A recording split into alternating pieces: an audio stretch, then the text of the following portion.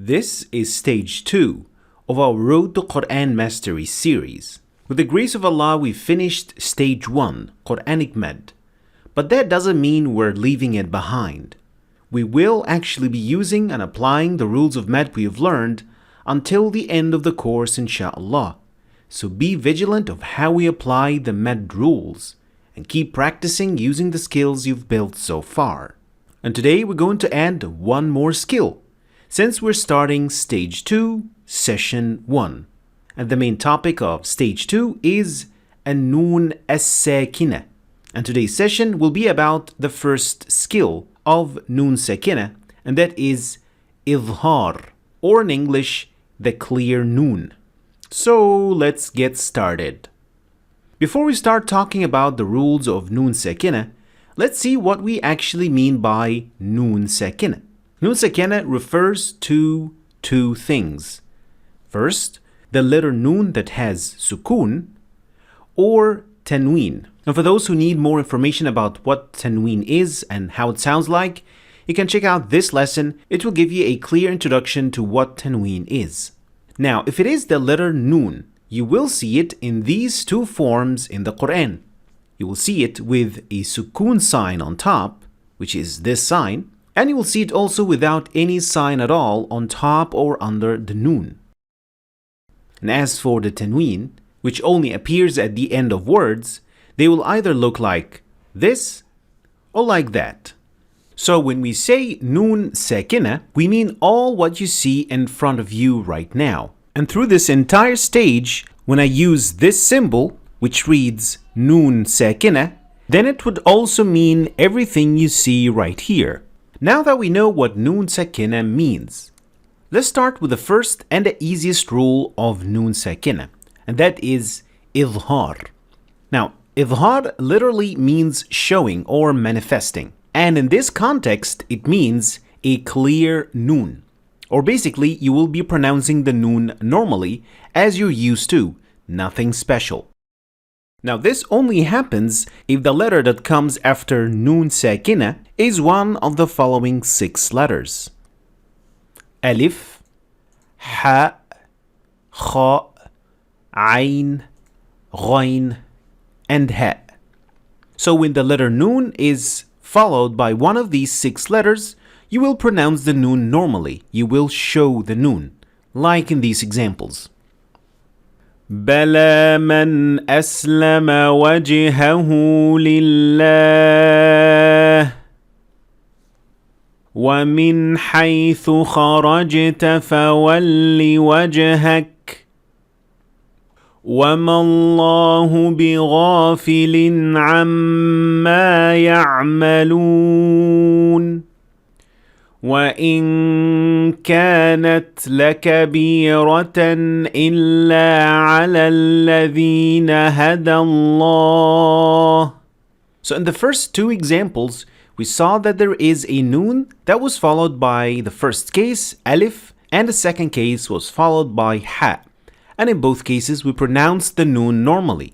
And in the second 2 examples, we see that there was a nun at the end of these words. You might not see nun right away, but there is a tanween on top and under these words, which means that there is a nun that you only pronounce at the end of this word, but they are not written. So the question is, do I have to memorize these 6 letters? Well, you can, but there is a little hint that you can use to help you know where to do clear nun very easily. Well, we know by now that nun sakinah can appear in 2 forms. Nun with a sukun sign on top, and nun that does not have any signs at all. All the nuns that have Ith'har, or clear nun, will always have a sukun sign on top. If the nun has a different rule, it will have no sign at all, which we'll be talking about in future sessions, inshaAllah.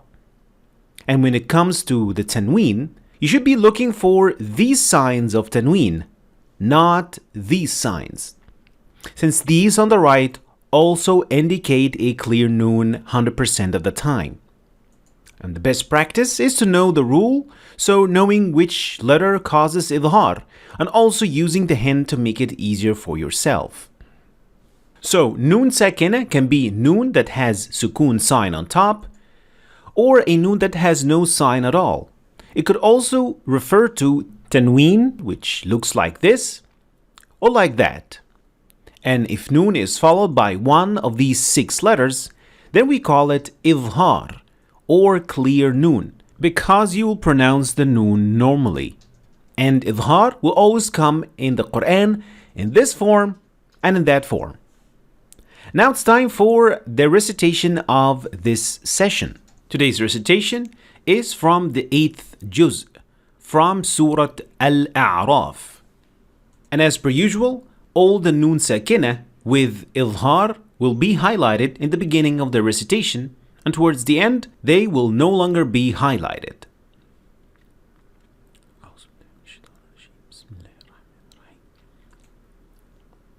قال اهبطوا بعضكم لبعض عدو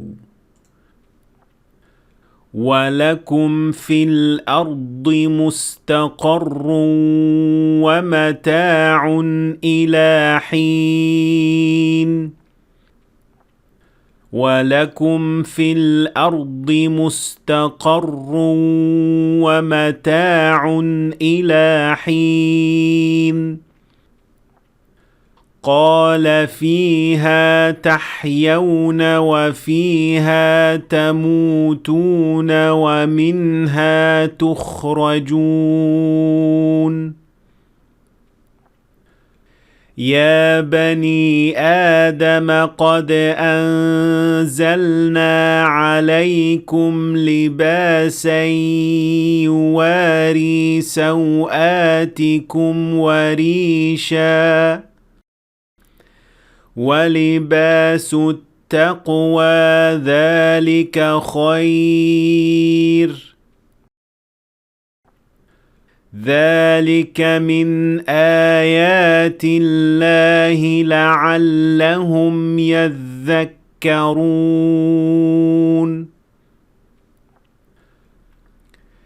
يا بني آدم لا يفتننكم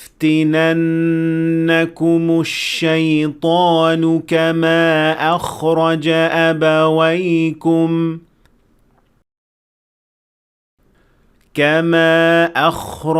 أبويكم من الجنة ينزع عنهما لباسهما